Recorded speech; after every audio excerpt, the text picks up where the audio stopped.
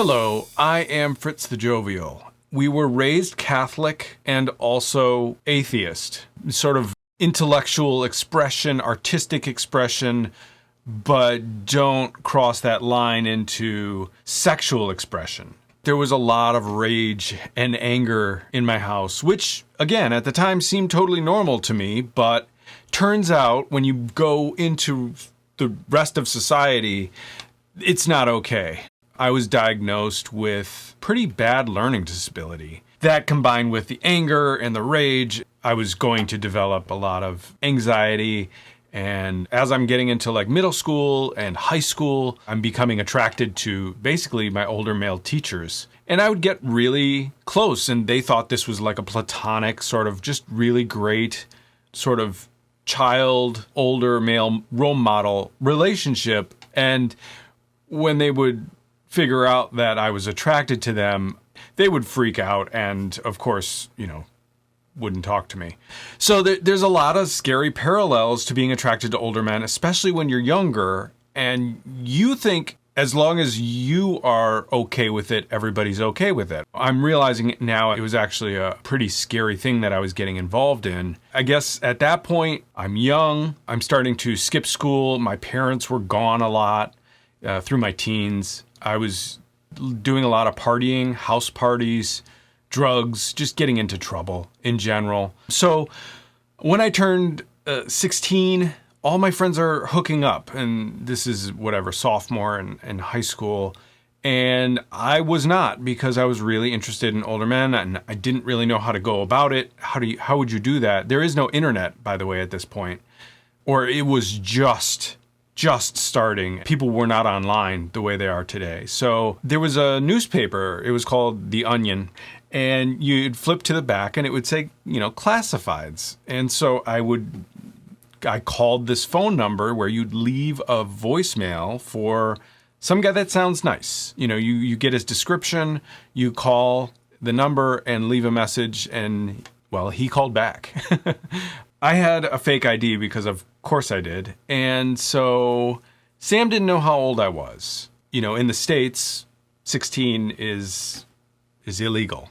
And Sam was much older. He was 50. And so we met and I told him I was 19, and we had a really great time, and it was, it left such a strong mark on me. But we dated for, I guess what you'd call it, is we dated. And he lived out of town. So again, very scary scenario where this much older man is taking me out of, the town I grew up in to a neighboring town. And I would spend the weekend with him. And of course, my parents are gone. They have no idea where I am. And that didn't really matter. And so Sam and I had sex a lot, and it was really nice. And he was a sweet guy and very, very tender. And I started working when I was 14, and I was talking to a friend at work, and I said, yeah, so I'm dating this guy. And Shannon, she was like, oh, that's great. Well, what about him? And I was like, whoa, he's really nice. His name is Sam, and he's 50. And she was like, oh no, that's not good. Did you tell him how old you are?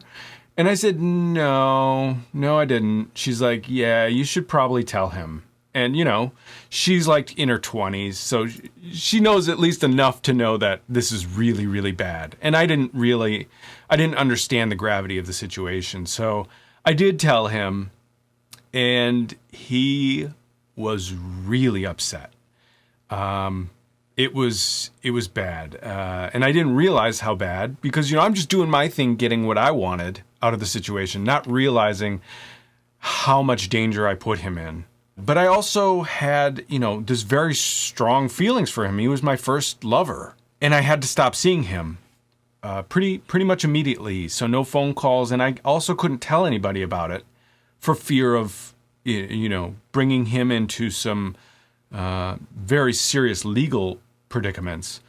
I basically, at that age, didn't have anybody who was an older male role model who was stable and who was safe. And I think that's what I was looking for. I was also looking for an escape from the fear and the rage and the anger that was in my house. At this point now, the anxiety and the OCD issues are really kicking into high gear. So I have a fear of death. I have a fear that I'm going to die and that death is, coming soon. I was really in a bad spot, and I didn't know how bad it was only until you recover. So over the many years, I've just realized how really out of sorts I was at that age. But, I was sort of highly successful. When I applied myself, I did very well, whether it was school or work or making money. And at this time, I was involving myself very deeply in science and math and computers and programming.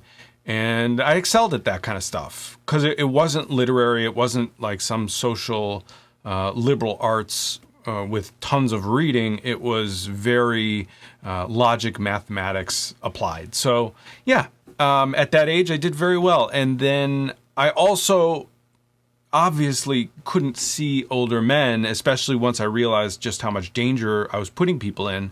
So I didn't see older men, but I had older men around me, mostly in the form of, teachers, and I befriended them. And so, of course, they didn't know, and I couldn't tell them that I was actually attracted to them.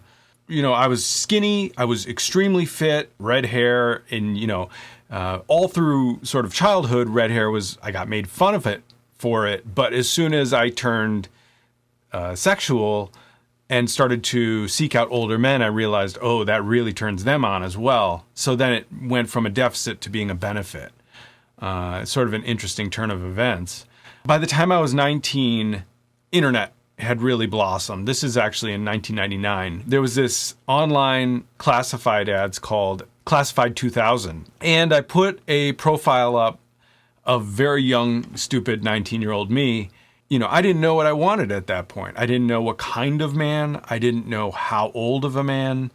I had no idea. And there's nobody I could talk to. There's no role models. There's very little input as far as helping you to define what it is you're even seeking. And all of my friends were dating girls, so they were starting to define what they wanted in a girl, even at the age of 17, 16, 19. I still had no idea. I didn't even know who turned me on, who in bed would do what I found very hot and attractive, or what would turn me off. And so it was basically like blindfolding yourself and trying to throw a dart at a dartboard and ending up with like, oh, well, I really didn't like that. But I went on a few dates and I met this guy named Bill. And he was 55, a big old polar bear, like a bear, just covered in hair. I'm 19. And he cards me because he had been arrested in the past for dating too young. And it's kind of a big problem. That's a huge red flag, but I didn't really know. So I, of course, dated him. And I remember he offered me, again, a very sweet guy, nice guy. I at least know how to pick them as far as being, generally sweet, nice guys. Didn't know if I was attracted to him because I was so just sort of, he brought me to his house and here I am. And then he got up and walked away and I saw his big sort of manly forearms and his hands, and they were just really strong. I thought, oh, that's very hot. That I like that. Now I know, at least in a general direction, sort of what I like, and it's that. Bill and I dated for a while. I moved in with him basically the week I graduated from high school. I got out of my parents' house and I was working at a software company, making good money, and we'd have this sort of romance, but he was a pretty chaotic figure. You have to at some point draw the line that too young is too young. So I got too old for him. By the time I was 20, so we'd only been going out for a little while, started to just not want to have sex with me anymore because I was starting to mature. I didn't understand that. At the time, it hurt. I developed this fondness for this man, and then he basically isn't interested in me pretty shortly after. And with no explanation, by the way. He's not telling me, oh, I lost interest in you because you got too old. He's got his own secrets, things that he doesn't talk about. So I moved on, and like I said, I graduated from high school, but I was staying in touch with a lot of the teachers from high school, I would go out to dinner with my chemistry teacher. And I'd worked on projects for him. We had done grant proposals and gotten money for the school, new computers, things like that. You know, you reach a point where you feel like the threshold of what you have to lose and versus your friendship, and it sort of reaches an equilibrium. And then you're like, oh, well, then I guess I'll just tell him. And I might lose the friendship, but, you know, life is good. I have friends and a job, and I can sort of make up for if I lose something. So I told my chemistry teacher that I had always had a crush on him in high school, and it was a pretty big crush. And he put his hand in my hand. We were sitting on the couch together, and my heart was going like 1,000 beats per second. We had sex that night. Again, didn't know what I wanted. I wasn't sure that I wanted even him. He was more like a goal to reach rather than someone that I wanted to have a relationship with. Because I didn't know what a relationship was. Even in my early to mid 20s, I was still trying to figure out what is a relationship with an older man? What are boundaries? And what is acceptable behavior? Do we have a life together, or do we live in secret?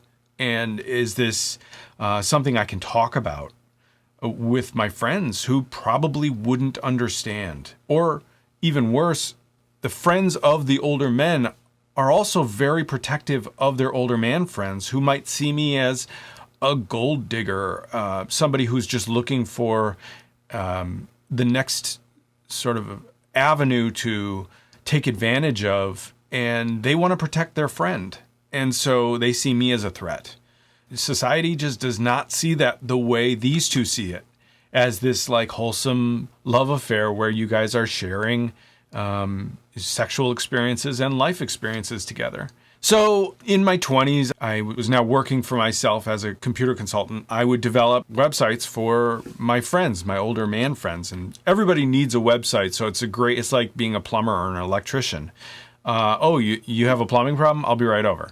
And so for all of my older man friends, I was right there. And that worked great for business.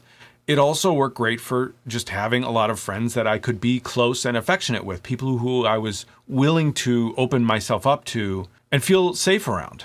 I was also growing away from my family in a way because of the controlling nature of what they thought was good for me, and also learning that my rage and anger, which I had learned from them, was not okay.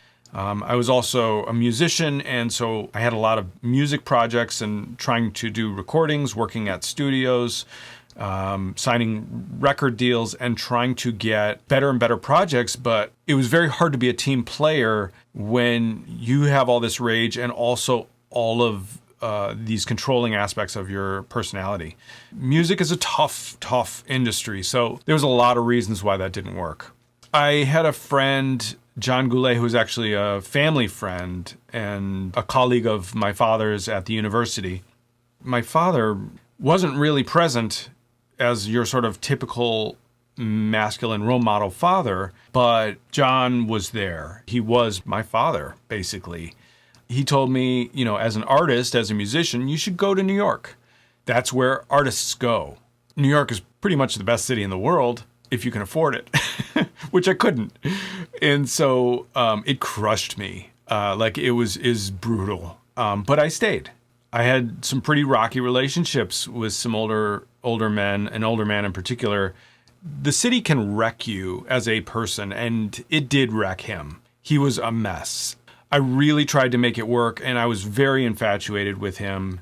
And we had amazing love making that was just mind-blowing. And then afterwards, his mind was such a mess. Emotional walls would go up and these raging arguments. And I was trying to get away from that. And so being so heavily attracted to this man and thinking at times that I loved him, and then hitting this argumentative, sort of stupid arguments, not even smart. So I moved on, but as I was dating older men, realizing that death is a major factor. Health issues are a factor. Older men are stubborn. They have a lot of sort of life experience which sometimes is in the form of wisdom, but older men are not necessarily wise. They can be just as dumb as everybody else. So a few more years in New York and becoming stable and balanced myself, and I met a man named, yet once again, Bill, very handsome and stable and not angry, just a really nice guy with a big heart, and he was very attractive, and he liked me. He was just this great guy. We took it slow, and it had this very wholesome, natural progression. I had an apartment, which I maintained for a few years, but we dated, we were monogamous, and when gay marriage became legal, we decided, for a number of logistical reasons, but also because we loved each other, we were going to get married. And we did. He's twice my age. We've been married now for 8 years. We've been together for over a decade now, and it's just a wonderful relationship that grows in time, and it changes. As our lives sort of, travel together, our relationship grows in different ways that I never thought was possible. So it's a pretty great experience. Would I recommend young guys go seeking out older men? I mean, I used to, and now that I see there's a lot of danger because I'm older and that's my perspective now, for younger guys who, didn't always land on their feet, dating an older man could be pretty bad. You could be taken advantage of. And I wasn't prone to being manipulated, but if I was, that would be a very bad situation. If a young man meets the right guy who's very manipulative, you can get yourself in a bad spot and you can't get out of it because you're so reliant on them. So that's one of the pitfalls of older-younger relationships. I did very well. I'm just looking back on my past. I dodged a lot of bullets. It could have gone very south, and I got out of bad situations, and I ended up with a really great guy. Yeah, and the sex is great. Anyway, that's my story of dating older men, and hope you enjoyed it. If you want to follow my channel, it's Gay Older on YouTube. I guess I'll see if you come around to my channel. Peace.